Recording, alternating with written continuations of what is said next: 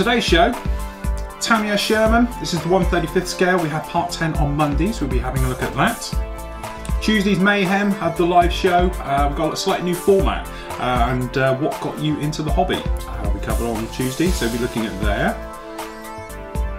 Last part of the Jaguar went up. Yep, the Nightmare kit, the Kitty Hawk Jaguar 1/48 scale.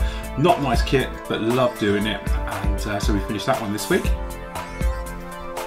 Oil paints. A quick look at oil paints. I've had loads of questions this week about oils and how we use them and different ways, so we'll be having a quick look at that. Plus we've got all the news and gossip from the forum. Hello, welcome to Flory Models. I'm Flory. Good week this week. Plenty of stuff going on, as you know. Various builds finishing. I've completed other builds on the QT, which you'll catch up with in a couple of weeks' time when I'm away, and things like that. But we'll cover more about that a little bit later on. Start off with, we had part 10 of the Sherman. There's one more part still to come on this one, which you're going to get obviously next Monday. Absolutely loved this build. As I said, this particular part we cover really getting to this stage doing the base. Again, I don't do diorama bases or anything else like that, so this is all completely new to me doing everything like this, but I have to say thoroughly enjoyed it. If you've never done bases before, join me with this one, and I do a real simple, straightforward way of doing a base, of getting this little lot on it, and really it's nothing special, it's just a straightforward job. It's got a little bit of pigments on it to give us this sort of mud look, some grass stuff, a couple of bits of plaster on there, things like that, just to sort of liven it up and everything else like that. But generally I do have to say thoroughly enjoyed it. It has been a lot of fun working our way through. So part 10 of that is up on the site now, you can catch up with that one. Tuesday we had the live show. Great show. Basically tried to do something a little bit different. We still answer all your questions, so if you've got any questions, feel free to post them up into the forum and we'll get through as many as we can in a night. Usually around about 3.5 hours we're on now, which is bad things. We started out supposed to be doing 2 hours a night, but certainly we get through as many as we can. But we thought we'd have sort of topics, so we started off with this week was basically how you got into the hobby. And we had some great feedback on that, and you got really involved with it and came up with your stories and the various bits and pieces. So let's have a look. You literally tighten up all your bottles, your glues, your thinners and all the stuff that you've been using, and like you say, you just turn the light off and go. Just go, yeah. No, that is definitely. My OCD is that when I go to bed, I still go in the room to make sure I did tighten all the bottles. You left the front door wide open, but you know, gas is on. Left that iron on the side still plugged in, but as long as your bottles are done up, that's fine. You'll be all right. Oh dear. I'm amazed Tamiya Extra Thin doesn't evaporate as much as it does, because I am your worst nightmare there, because I come in the next day and the lid's up. But because it stands in there, I don't think it actually evaporates fully. But considering you've only got to put it anywhere and it evaporates in seconds, if you leave the top off, it's not like you come back and your bottle's gone. If I find that I've been using X28, because in my little workspace I've got a set of drawers here that's got my sort of airbrush sort of stuff in the top drawer, and I pull it out and I've got 2 bottles of X28, obviously one new one that started. Got the little, I'm going to say it, pronounce it wrong, but pipettes. Yep. And I'll put that in, and I'll be obviously filling up my cup. If I leave that off and done overnight, I kick myself the following day. I don't know why, because again, you know, it can't evaporate that much, but because I've done it, I think it was so. You see this? Yeah, see the spare bottle that I've got, I've now done your trick. Oh, done the half and half. Half and half. I've gone back for cleaning the airbrush. Yeah. I've got one just with water in, and then I've got one for half and half, and then obviously one bottle that's just half neat. Yeah. But I must admit, doing these with the top up, there's so much. This has got X28 in it, Tamiya X28, but technically it's actually the Vallejo thinner, airbrush thinner. But it's because it's just so easy. It's definitely. You don't have to worry about it at all. And I must admit, I've completely converted now because I just tipped another bottle to fill that one up. Well, I've had a massive tidy up. Aren't we looking lovely in here? It is. Look, I even did the worktops. And your bin look, storage. my bin. You can look. I can move my hand. You still 2 got, bin you still bags. got stuff underneath the bin though. I know that isn't rubbish. I know it's not rubbish, but I'll have to go through that bit as well. You can do that one as well if you want.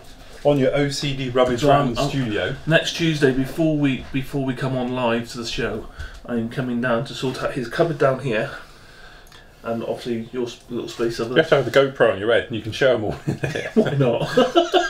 That cupboard down there is my paints, as a lot of you know, I buy in bulk. I don't just buy a paint. If I buy a paint, I buy 6 paints. It's simple as that, because I know I'm going to use it at some point. Well, I'll just demonstrate a little bit.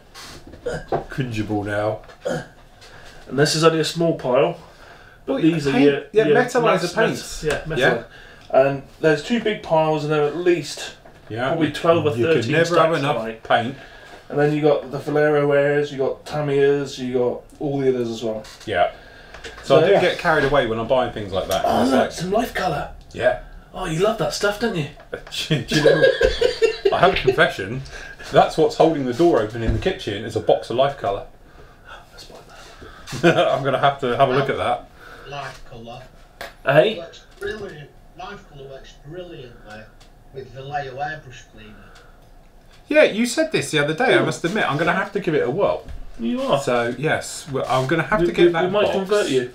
As I say, if I'm honest, I had a delivery come in from well, not a delivery, but a sample from the airbrush company.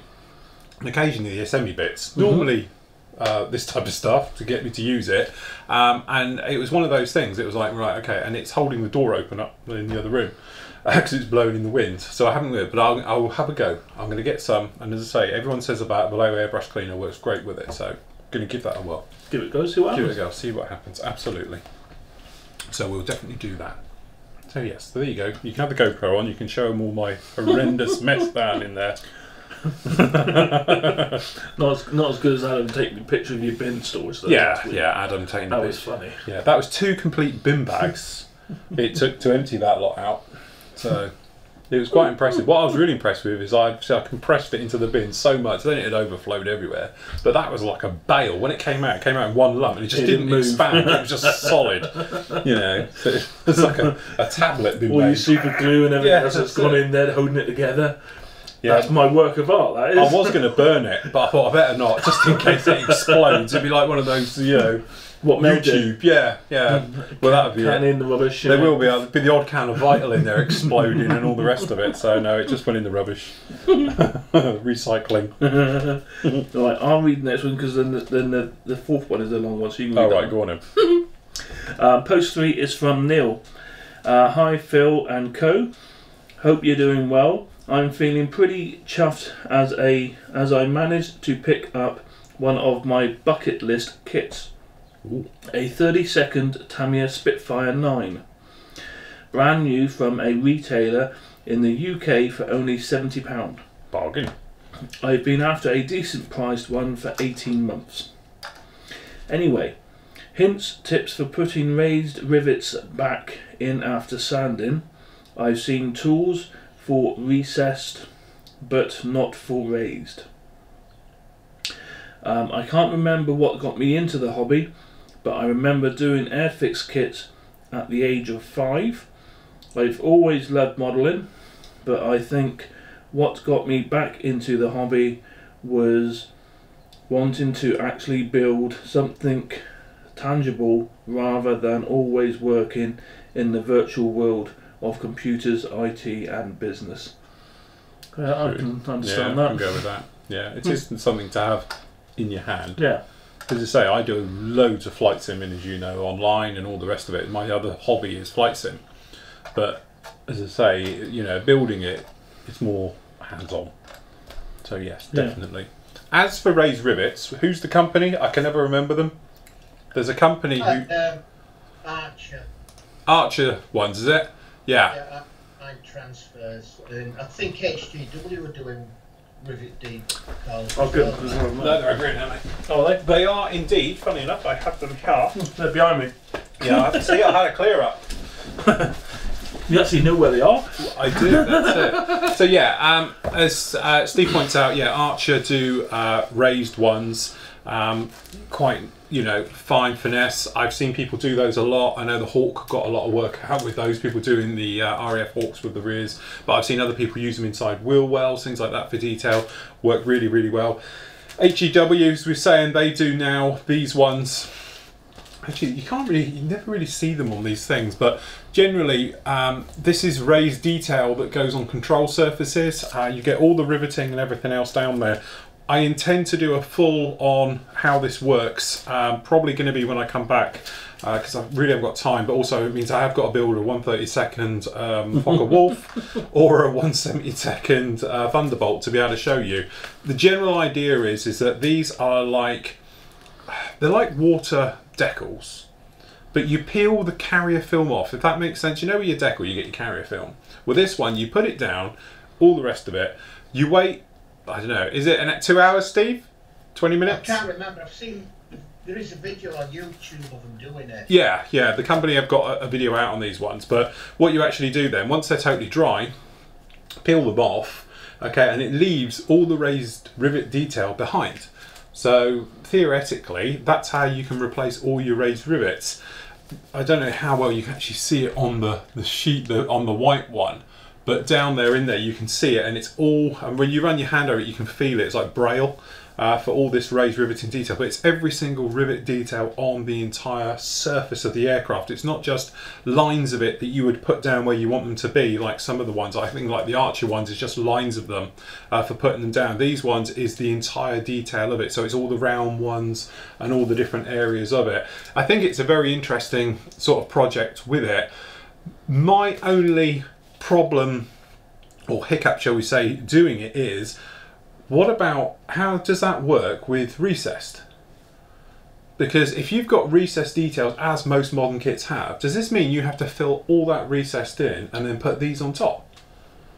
And if so, isn't that sort of defeating the object? You've just, of going in there. Yeah, I can understand why you would have raised rivets, because technically they're all going to be small little dome top ones and away you go. And from a total accuracy point of view, obviously, yes, that's going to be a lot better than recessed. But if your model is completely recessed details, isn't this sort of cancel it out? What do you have to do? Fill everything, or will it go over the top? And if it goes over the top, does this mean it's just going to fill all in the holes? Or some of them will, some of them won't, and it's going to make a right mess of it? Are you going to get a massive amount of silvering type of thing going on because of this being underneath and the rivets not seen? So it is one of those things I'm going to have a play with and find out and get back to you exactly how it is. So, but yeah, there you go. Cut the decals, soak for 10 seconds, place on the surface. Use Mr. Mark softeners to ease the decal into place, the rest of it. The model must be degreased, then push away the water from the decals, allow to dry for 3 to 4 hours. Finally, unstick the foil, which is what they call, which is like the carrier film, using tweezers, and wash any marks caused by the transfer fluid.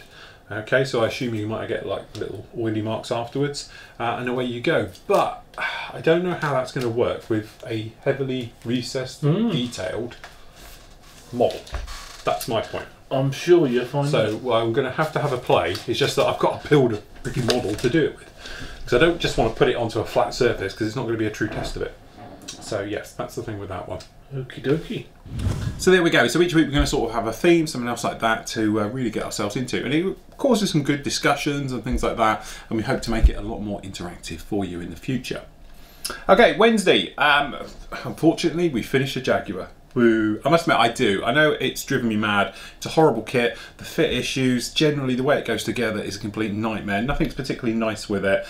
But now it's done, like toothache, like I explained in the end, it's one of those things. Once it's done, you sort of look back at it. Was it really that bad? It probably was, but from my point of view, it's got to this stage now, completely finished and everything else, and I think it turned out absolutely fantastic. I love it. It's got the type of weathering I wanted and everything else like that. Did lots of firsts on this one with stuff I don't normally do. To do the stain effect, I use oils, which, as you know, I normally don't use oils. So we use a standard sort of clay wash right the way over it to do all the panel line work and obviously all the recess riveting, and then we came with oils to give it the blotchiness and the dirtiness and everything else. Chipping techniques, things like that, stuff that I don't technically tend to do on aircraft. This one got absolutely the works on it. So as I said, there's plenty to see on this one. If you haven't watched this video one, it's a 10-parter, it's 5 hours of video, and we cover the build right the way through from, literally opening the box to this final reveal. And you're going to get more of the photos on this and everything at the end of the show. But as I said, it's one of those things. I look back now and was it really that bad? And then I must admit, during a little bit of editing and things I was doing, I look back at some of the early work and yeah, it was. It's awful, terrible kit. But generally, now it's done. I'm glad I've done it. I'm glad I went for this scheme, and I'm glad I've shown you all the different tips and tricks and the various things. And I hope you picked up a lot as we made our way through the entire build. Obviously we spoke about using oils on this one, and in a moment we're going to cover about using oils. I'm going to do a quick sort of run through about that. Do have to mention we had 2 kit reviews went up this week. We had the Gripen, again Kitty Hawk. Again, it's just one of those things, they're just not quite there. I think that may be on a par with the Jag. It's going to have fit issues, it's going to have problems, I can just see it just looking at the plastic. But generally, I think by the time you throw yourself in and just get over the problems, okay, and just say, right, okay, it's going to have fit issues, it's going to need filling, it's going to need some, you know, jigging around, plastic hard shims, things like that, then I can just get on with the good bit. So get it together as a whole, then worry about all the other bits afterwards. And it's a bit like rescribing and re-riveting. I can imagine that one's going to be the same, because the fuselage riveting doesn't marry up with the nose sections riveting and panel line detail. They are different scales. So, you know, you could easily whip round the fuselage and just widen them up and make them a little bit bigger, which is what we did on the actual Jaguar as well, as we made right the way through. The other one we had up was this, which is a real gem. I didn't even know what this particularly was. This was Mel from the Mel on the sales team bought these in this week. They came in and I was, oh, Land Rover, you know, we can do a review on that. Had a look and absolutely loved it. That is a fantastic kit. That's got to be the best Land Rover kit I've ever seen, full stop, if not the best vehicle kit. It is beautifully modelled, and I can see myself having a go at that one in the future. Being a bit of a Land Rover nut, it is fantastic. So it's really, really nice kit. And also the price is dirt cheap. As I say, I'm not going to go on, but if you're in the Kit Buyers Club, it's only a tenner, bargain. But as I said, really, really is good kit, you know, and totally caught me left field. I wasn't expecting it, reviewing the kit, and all of a sudden it turned into a fantastic kit. So there's a couple of kits down there to sort of have a look at. Right, oil paints. This week, I've had about 5 or 6 of you have said to me, you know, about oil paints. You know, I've mentioned them a lot recently, and I seem to be getting to oil paint, about going out and what you should buy and what you should do and all those things. And, you know, quite frankly, it's true, because obviously we used oils, lots of oils, quite frankly, on the Sherman, and we used them on the Jaguar as well, which, as I said, is something I don't normally tend to go around and do, but this time we did. Now, oil paints generally are the same thing, but obviously you can get some different ones. We got here, this is AK oil colours for modelling. This is a light grey colour. Okay, you can just go down your art store, and to be honest, I have them over here. When I needed some oils for doing the Sherman, I literally, like us all, walked into an art store and grabbed, you know, what I thought was, it's one of those things, I don't know what I'm looking at. So I picked up some burnt umber, and I picked up a burnt sienna, just because I needed a light and a dark brown. Okay, and away we went. These things are quite expensive. They were, I think I got a feeling they were like sort of £5–6 each, but you do get quite a bit in there. All right.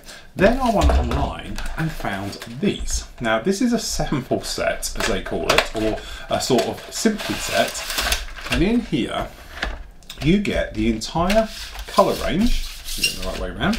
Just like this, and obviously these are in here. So where we got, this is this one. Okay, so that's that colour there, and then I think we must have it here. Yeah, we got this one, which is this one here.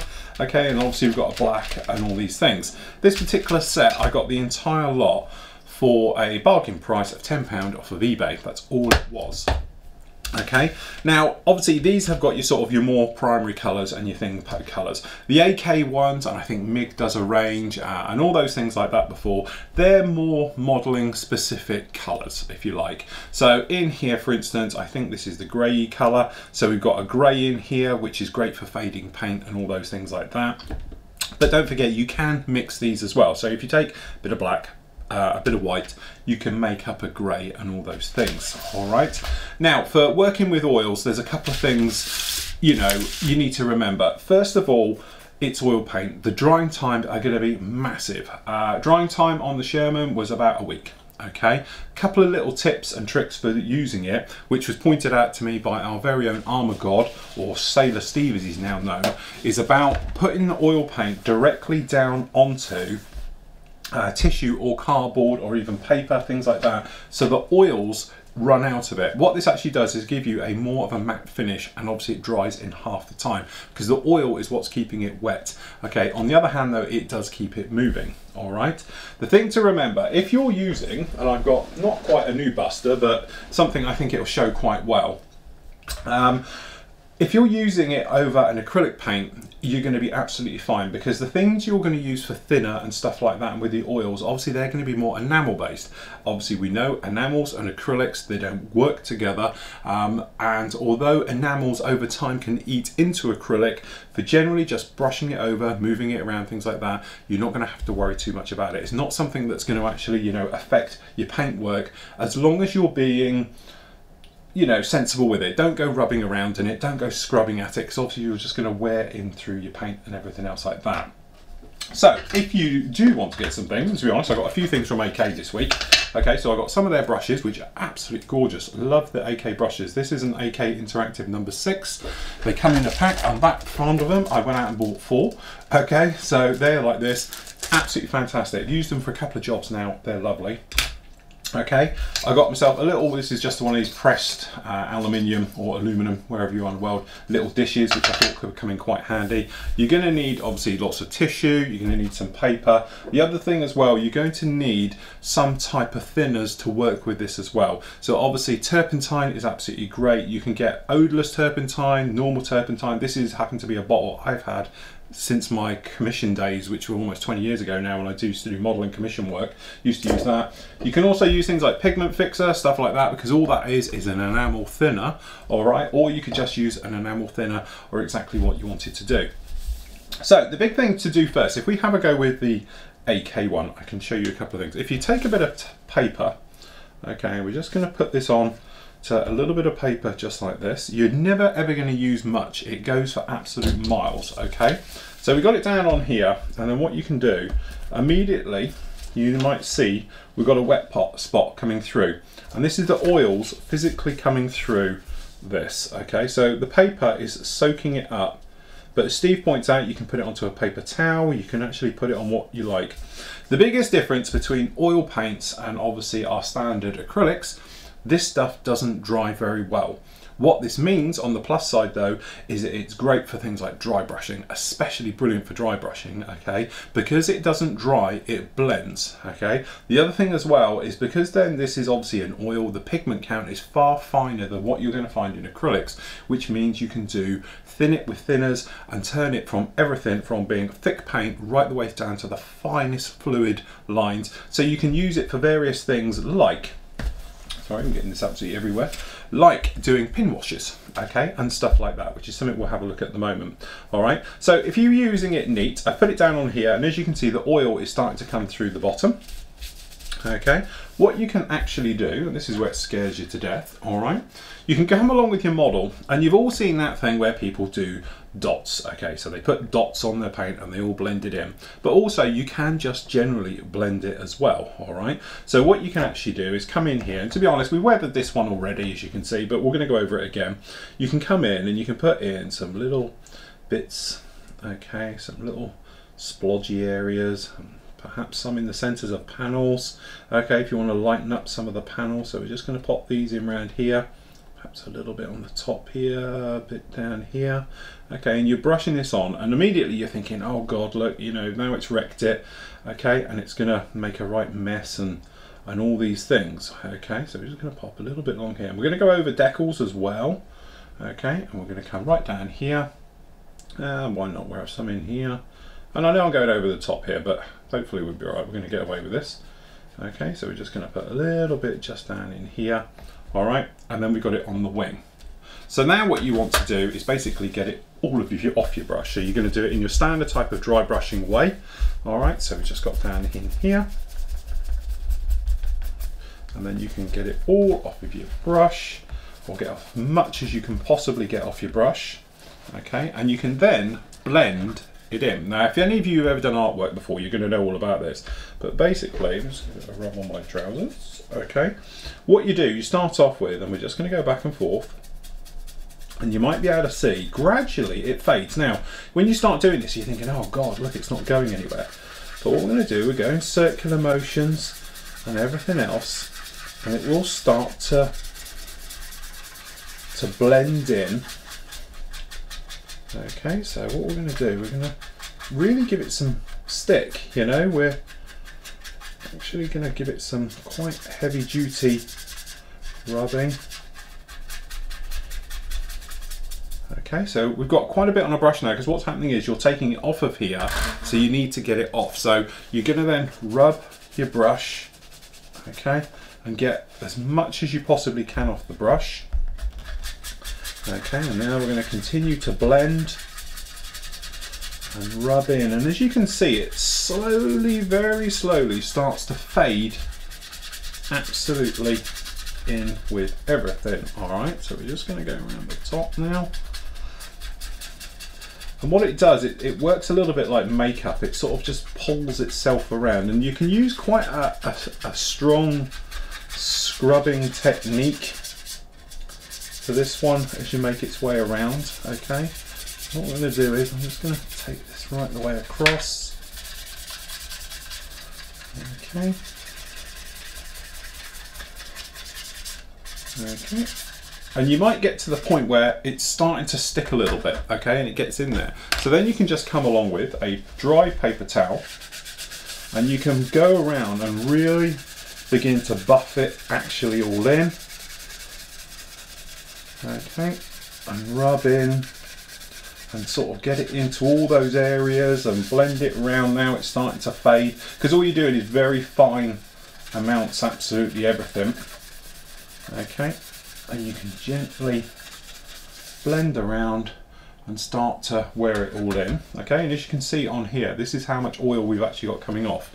Now you can do is just refine it a little bit more. So what I'll do, we'll use enamel thinners, but you could use terps or whatever you want to use. Okay, we're going to take the thinner and we're going to get it all off of our brush here. Okay, and we're going to dry brush it on the tissue, and we're going to get rid of it. And also, to be honest, just for speed, I'm going to do it on my leg, on my trousers. Okay, so you get all of it off. Okay, and then lightly we're going to go right the way over this surface, and what it's going to do is slightly rehydrate the oils actually on here, and it will blend them even further. Okay, and now once you get in there, you can start to rub it around. Okay, and you can start to push this around. Now you armour guys, I know you're used to this. This is really for the aircraft guys. They're teaching them one of your tricks. Alright, so there we go. That all goes on there like that. So then you start to get your sort of faded areas. So what I'm going to do, I'm going to take a little bit more terps. Back brush, but not quite as much off this time. Okay, and as you can see, you can get some little wet marks going on here now. So now what we're going to do is I'm just going to hydrate it over this marking a little bit more, and you can probably see how it's going quite, I don't know, watery. Okay, so what we're going to do now is just going to flick it over the entire area, and if you get any stubborn bits which are a little bit not brilliant, we're just going to go right the way over, and this will just give you your direction of airflow onto your oils. And it also take out any lumps you've got, any of those big stains you're not happy with. Okay. And then we're just gonna rub them back and forth. And hopefully what this will do is just add a little bit of depth and everything. And obviously it dries off, but it's gonna scrape them all in now and bring it on in. Okay, so hopefully you can see between both sides. See how this one's a lot lighter than this one now? And that's because we've gone over it just like that. Okay, what you would do, technically let that dry off for around about half an hour and give it a rub over. If you wanted to clean up, perhaps your decal's gone a little bit over the top, you can give it a bit of a polish round, but this is actually quite dry. So what I'm going to do is just dry this off. Okay, give it a rub over, and there we go. That shows our blended down, lightened down wing. And then obviously you can come in and almost repeat the process a little bit in reverse. So if I just grab a little bit of black, I'm not going to need much, just like that. Okay, so we're just going to put this over the paper just to suck some of this oil off, and obviously just going to grab a little bit like here. What you can do, you can then come along with this one, and you can very lightly just going to scuff over. Okay, and perhaps we're going to just do some little marks just along here, perhaps a little few, just going to put some very dark panels in, okay, back of this control surface, right the way over, a little bit down this one, a little bit down this one. Okay, and we're just going to put little scuffs just on these panels. Okay, just in here. Because what we're going to try and do is just recreate some sort of post shading with oils. Alright, so if you're never up to hand painting, okay, if you think your hand painting's a little bit, you know, not up to it, or coming in with your airbrush, so I'm just going to put some very light marks now right the way down. So I'm very lightly just brushing slightly over. So I'm hoping something's going to catch, but not much. Obviously we don't want much to catch on here, but you might see what some little dark marks. So what I'm going to do, back into the terps, get it all off of the brush.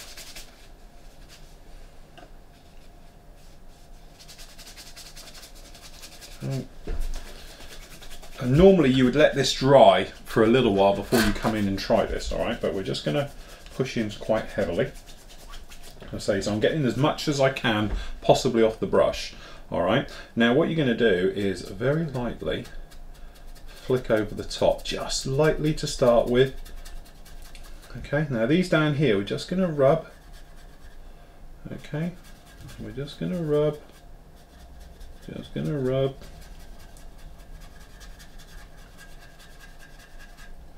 Okay, because we're trying to blend in, okay, without losing too much. Okay, so that's quite nice. So on here we're just going to buff up and down now.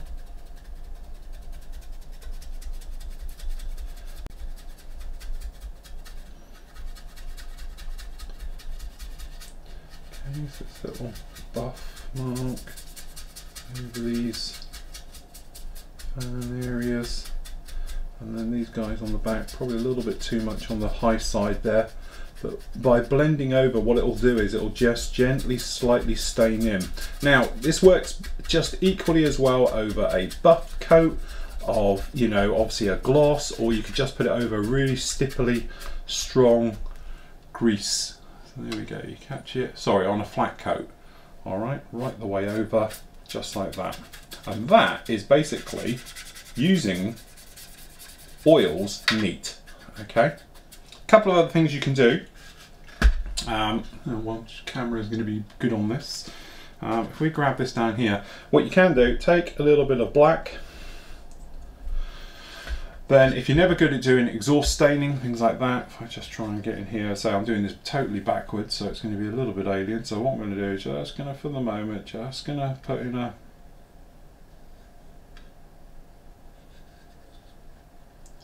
couple of swipes using the oils. Okay, so you put in the primary to start with, just like this, then dry brush off. Okay, and then what you can do is buff it, and then hopefully what will happen is it will take it exactly in the direction you want. Okay, and you can fade it as well at the tail end, something like that. Alright, so you can actually use it for smoke stains and all those good things, just like that. But there we go, that's that on there, just like that.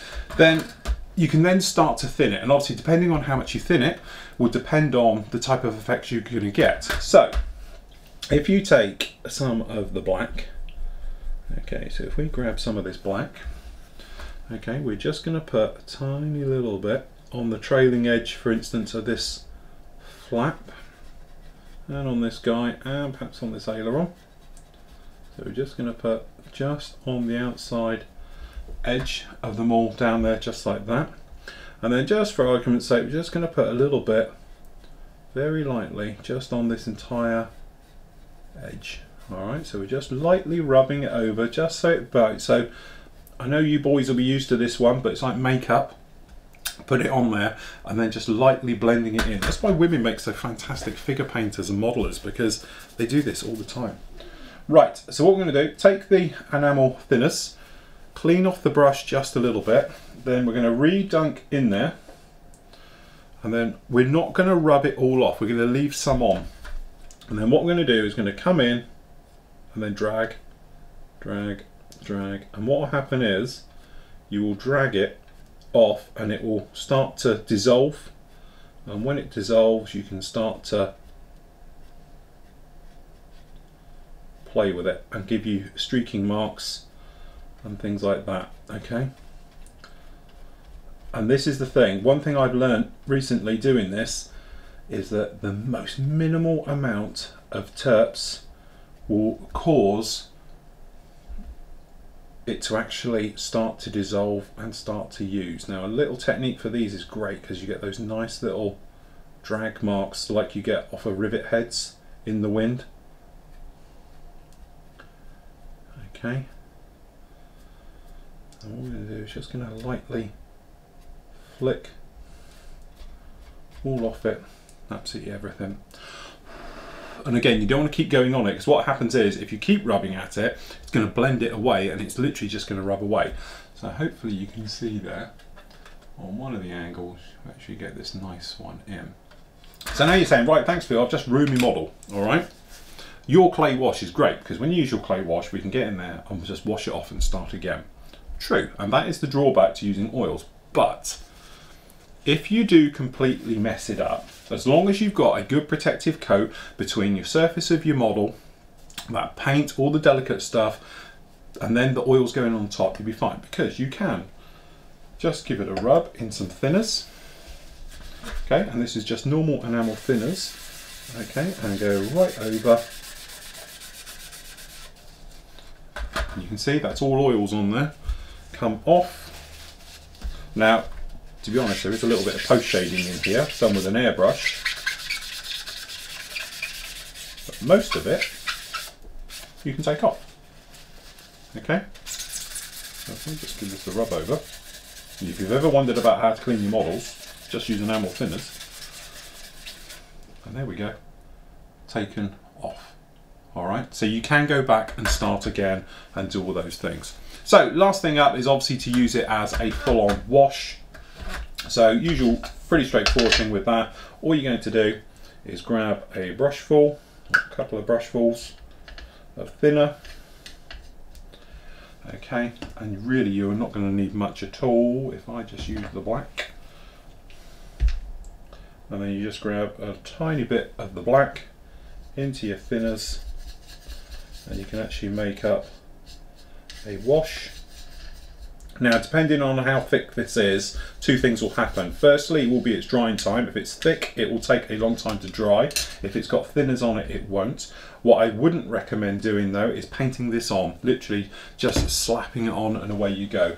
The way I prefer to do it is you take a very thin brush, something like this, and for instance, just down on here, what we're going to do is just going to put that over. That was a very clever effect. Did you see all that then? In fact, I don't even know what happened then. It sniffed the oil. Okay, and there we go. You can put it on in a localized area. It's actually what this is. This broken here is a static. I can see it, it's actually running off. It's because where we polished it. Okay, so you can put the oils on just like this. We'll do one just down here. Okay, and then last bit just down in here. Alright, I'll just do one over here. Alright, then what you would do is let them dry, or start to dry off. Okay, as soon as they start to dry off and they become a little bit sticky, i.e. they're not just automatically trying to come out, then what you can actually do, and the easiest way is with a cotton bud or a Q-tip. You can literally come along then and start to rub them all off. Okay, once they've dried on there. Alright, so you just literally start to let them dry on, and then like here you can go over. And then obviously same thing again, grabbing your cotton, got some little bit of thinners in it,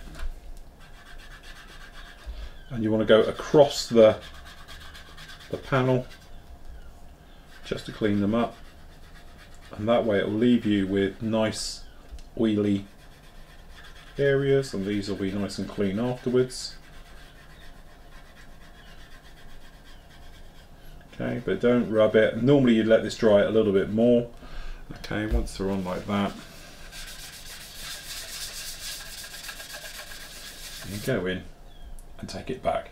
All right, and that is the easy thing of oils. Obviously there's lots more to this. You can go on a lot further.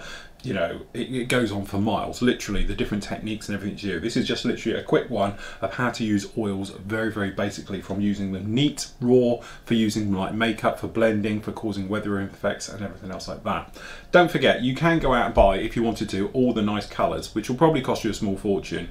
Recommendation, buy yourself a set. Don't forget, all these colours mix. So if you wanted to, you could take any of these colours to make any particular shade or hue or colour you want, which in some ways, from a modelling point of view, I think it's better because you can best fix it on there to exactly what you want. So don't be too sort of fooled about, you know, this one, I think they just call it light grey. I think they do another one called a faded grey, a faded green.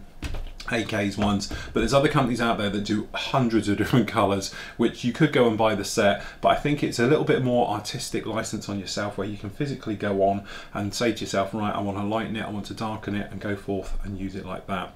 But there we go, that's just a simple rundown on using oils. Anyway, last up, we've got to talk about, this is my Heinkel's back here, the Snap auction. You guys have been amazingly good. As of today, we're at 1,600 odd pounds.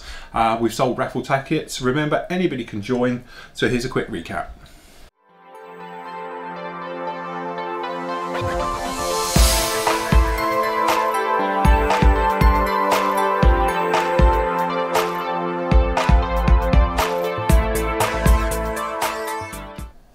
Okay, Snap, a lot of you know, it's basically children with special needs in the Somerset area.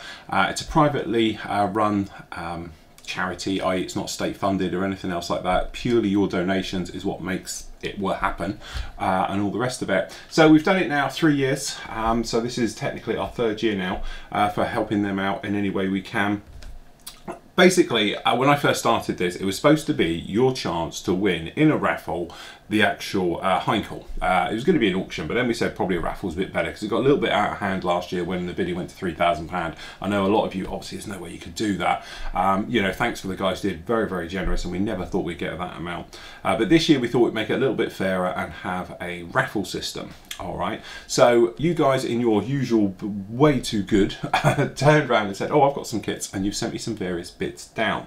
So basically the raffle is, it's going to be £2 a ticket. You can enter as many times as you like. All right, so if you want to up your chances, you can enter 100-200 times. It would be lovely. Let's say tickets going to be £2 each.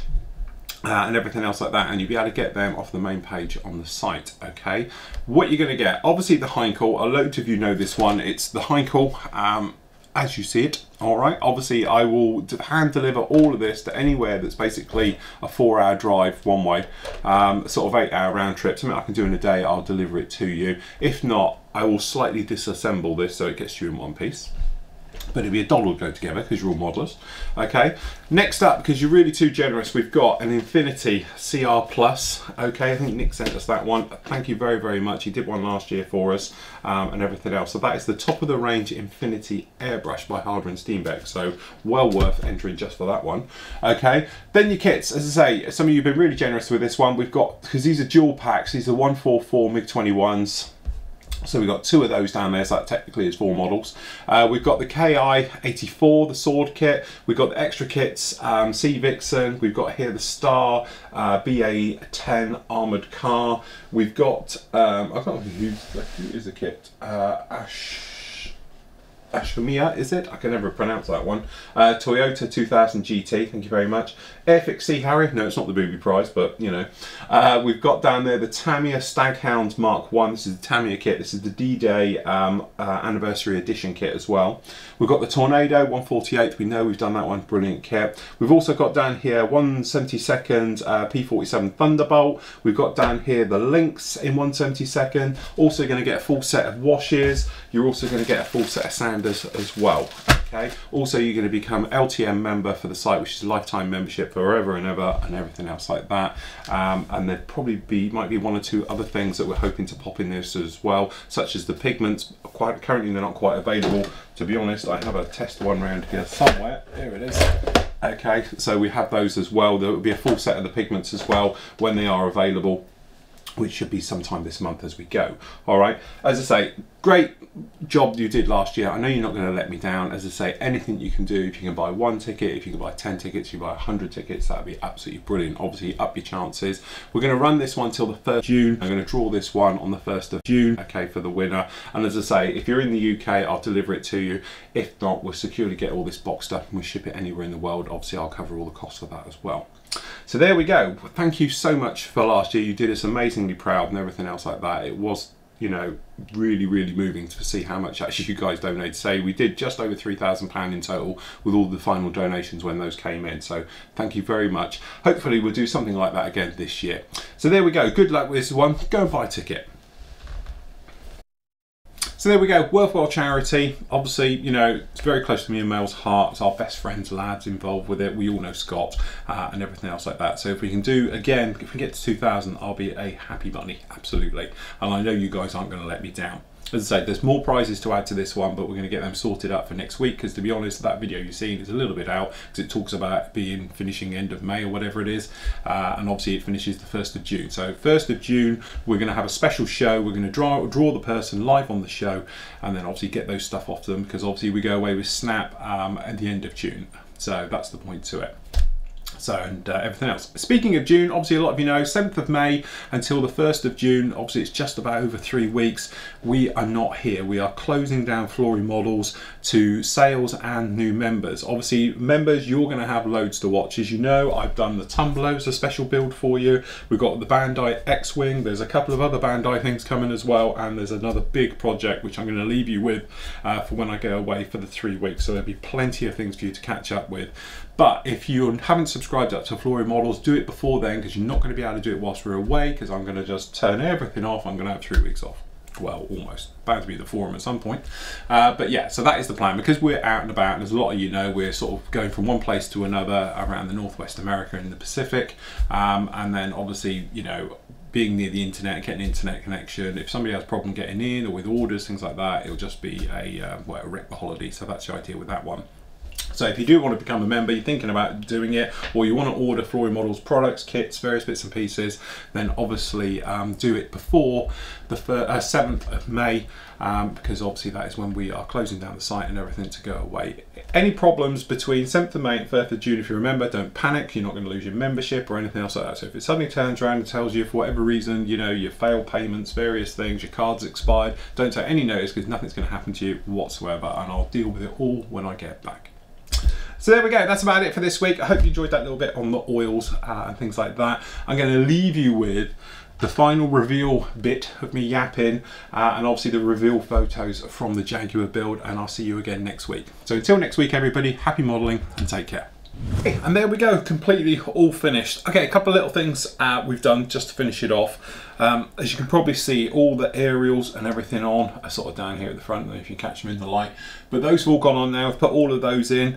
To be honest, the glasswork around the front, around the nose, it looks like, I'm not 100% which way this one, it's either eaten slightly into it, although I can't imagine mask oil doing in, or there was a slight imperfection in this nose section. Whichever it is, it's okay and it's cleaned out. It's just left a tiniest little bit of the mask oil in there, but in some ways it adds a tint, because it actually gives it a slight green tint all the way through on this one. So we've gone along, and as we said before, we've put on the actual navigation lights onto the wingtips, and I have to say, normally wingtip navigation lights, they never quite go on properly in the smaller scales. 1/32 you can normally get it quite right, but normally there is just something about them, they don't fit, whatever. These particular ones, you've got little tiny steps inside them as well, which are going to be, I presume, your bulb, things like that.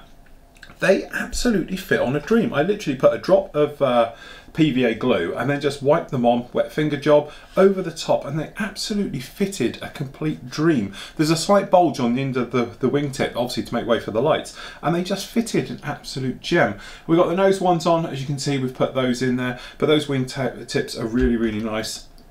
The trouble with this thing is finding somewhere to pick it up, because you can't do technically your normal way. You might be able to see we've got the actual warning beacon on the top. We've got another vane that we've put in there just down on the spine and everything else, and generally just added a couple of little bits of touch up here and there. and things like that, just to make it a little bit more, if I just grab it like this, a little bit better in a few areas, and just squared things up, like the speed brakes down the back I wasn't particularly happy with, and everything else like that. But there we go, that is it done. And I have to say, if I'm honest, it was probably one of the worst kits I've ever built in present form. To say that this was only a couple of years older of a kit, you wouldn't believe it. You would say it was an old tool thing, the way it goes together. The fit is atrocious. Generally, just the instructions are terrible, and everything through. And it's really hard to pick out kind, nice things to say about anything on this particular kit. That said, once you've beaten it into submission, and with some careful weathering, because let's face it, this weathering is here for a reason. It is hiding some of the little areas, for instance. So little things like, you know, the joins, you know, you can hide them away under a little bit of weathering, which is what we've done on this particular bird to really make it sort of nicer, better fit and everything else like that. Some little touches I love about it though is the riveting detail. The Jaguar is covered in rivets, this is covered in rivets. The actual panel lining, when I first started to work on it, I thought it was a little bit too soft and it wasn't going to take a wash. That said, I know we've been around and rescribed some areas, but certainly around the front here we haven't had no problem with it at all. It's just the way that the weapons fit isn't for this particular aircraft. What they've tried to do is cover all the bases with one kit, and clearly that's not going to work, not unless you're going to put a lot of extra plastic into it. So to make this up to the RAF conversion one like we've done here has taken a little bit more work than perhaps you would normally want to do with a kit. These little windows we've had in the side, how well you can actually see those, we've popped in now and we've done the old trick. If you can just see the light catching on them, where we've actually just put in a little bit of PVA glue, which actually looks pretty good because, you know, it looks like that. And I don't know if you can see, but up on the canopy, we've got the mirrors up there, and we've got some grab handles as well to actually pull it down and everything else like that. But again, it's one of those things. Forget the kit. The kit's just an awful kit, and it could be done so much easier, so much quicker if they'd just taken a little bit more time with the design, shall we say. So we're going to brush over the fact that it's crap, okay? What is nice though, the weathering and the painting system we've used on this one. Had a couple of people comment on the way I've done it. First of all, you're right, I didn't put the green coat down of paint on there. It's a cheat, because when you look at it as you're looking at it right now on camera, and if I just maneuver it around just a little bit, you can probably see that, you know, you've got chipping on there and some various nice in there, but you don't notice that actually all the chips are grey. And this is partly to do with the two-fold system that we've done in here. Obviously it's had a standard Flory models wash right the way over it to draw the panel line or the riveting line detail and to give it a touch of grime. But then it went over and it's had oil over the top of it as well, here, there and everywhere, and that has filled up all those little chips with very dark coloured oils and washes in there, so that naturally makes them look really dark. And from a scale point of view, as you look at it, you don't suddenly realise that, hold on a minute, none of those chips are green, surely they'd be green. No, obviously they're just shown through as white. It's purely a shortcut. It saves having to do this thing of doing the tack worms and then not getting that shadowing on the side where you haven't precisely gone over it again. Some of you guys who are going to be coming along and doing it that way, or you have done already, you're going to have a problem because you're going to have a shadow going around the outside. So by literally just doing it, grey everywhere, mask oil, white over the top, rub it away, small chipping will work. Now, if you're planning on doing something like fuel tanks, the nose of the fuel tanks notoriously are worn right the way back, then you're probably going to want to put some green on those areas, and I would. Little other things as well, perhaps if I was doing leading edges, I might have gone along and just touched it in with a thin coat of it by brush in selective areas where I wanted it. Instead of spraying the entire thing, it really, you don't need to. It's a shortcut in a lot of ways, but I think it's well worth it. It'll save you a lot of hassle if you are doing it that way. So from our point of view, pretty straightforward. Aftermarket cockpit decals, photo etch set in there, really makes all the difference. It looks fantastic in there, really, really nice. Okay, then we've used oils on there. The point of using oils instead of coming in with the standard sort of Flory models wash, the oils give it a stain. It's basically staining it. You know all those things you ever did when you first started out, especially, and you're having a go at washes and they stained? You want that with this because the white, it stains. So little things as we did, probably this side probably best. You can see down on the nose there around that area, the crew access area around the back, underneath, all those areas like that, looking a little bit stainy. That's exactly what we wanted. We wanted it to look like it's got wet, it's grind in and everything else like that. We didn't want the white to look too white. Okay, this side's probably a little bit better down here. As you can see, we've got all that sort of stony chipping stuff and all the bits and pieces down there. Okay, but we've also got the actual grime in the actual paintwork, which is rubbed in, and I wanted it to be that thing where obviously the white doesn't look white, it looks like it's a nasty white and grind in and everything else like that, but at the end of the day the grey's got to match it as well. So by going absolutely everywhere with it and just running the lines down here, there, and if you remember back how we did the technique on this little guy of actually putting down your turpentine wash over everything very thick, then coming in and touching it, let the capillary action blend off and take all your parts here, there and everywhere and naturally let it do what it does. If you're going to start coming in of having to put spots in where you want them, the trouble is the OCD bit of your brain tries to organise things. You don't want it, it wants to look natural, you want it to look like, and some of the areas I absolutely love is this particular wingtip here. We've got this stain just here, we've got an access port down there as well. It wasn't me, it just did it. Absolutely fantastic.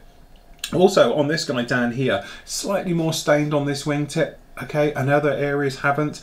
I don't mind that, I like that type of thing. And other things I like is up here on the tail, it's quite a nasty stain just down in here underneath this access panel. Again, it wasn't supposed to, it came out and absolutely worked a gem like it. Obviously the bay wheel doors are open. We've shown photos, they have them open when they're being pulled out and towed out. This is the type of look I wanted with this one. Obviously we got all the access panels open, so we didn't need weapons anyway, because obviously you're never going to find it with all the panels off when it's armed. So I wasn't worried about that one.